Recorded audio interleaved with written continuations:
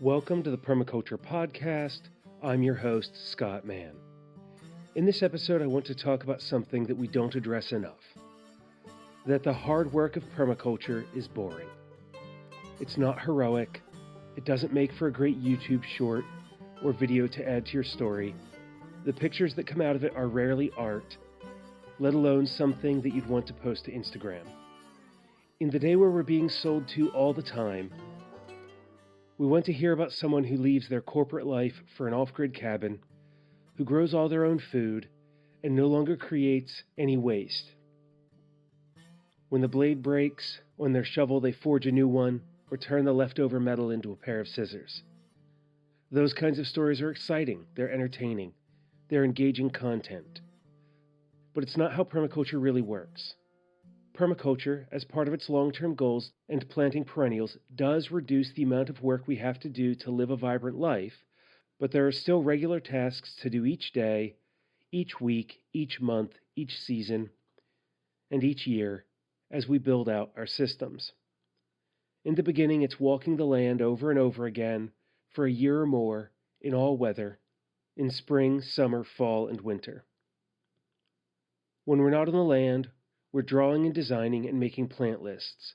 We're poring over seed catalogs and nursery stock to see if that specific cultivar of comfrey is available and calculating how much we need for our expected yields, or whether we want to start our yarrow from seed or starts, and knowing that we should buy our apple trees to make sure they grow true until, sometime in our journey, we learn how to graft. In that, we are also learning to compost and taking our scraps to the pile we're building, while turning over the pile that is, well, composting, and wheeling the finished compost from the bin out into the garden to give back to the soil. And we're doing this whether it's oppressively hot and sunny, or, like we have in Virginia right now, a week where it's blowing wind and rain, or we're trudging through a foot of snow. In doing this work, we're not creating content for YouTube, but turning the soil. We're learning to fix our first leaky faucet or how to tear apart a drain. As we reskill, we decide to do this again and again and again. We choose the less convenient, non-cinematic path to build new habits and new discipline.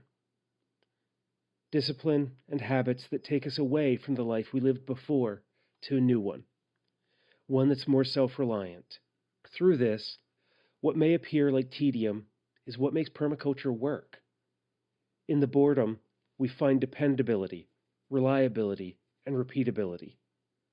Because we've practiced permaculture long enough to no longer need the next new thing, be it a tool, trinket, or external burst of inspiration.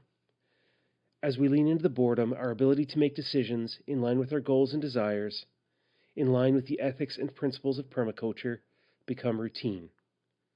They become automatic. When they do, it means that you can make the decision you need to, when you need to, rather than leaning back into quick fixes or the newest trend. You just do the work that's necessary. You do the work that the world needs of you. Can permaculture be exciting? Absolutely. It can be fun to show off mature systems, ones that feed us through guilds and perennials. But the work that gets us there and maintains those systems is the slow and steady tending of our home, our habits, our community, and our gardens.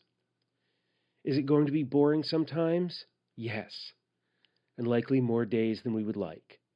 Is it going to require showing up over and over again and grinding out the work? Yes. But in this routine, you'll find yourself committed to the outcomes.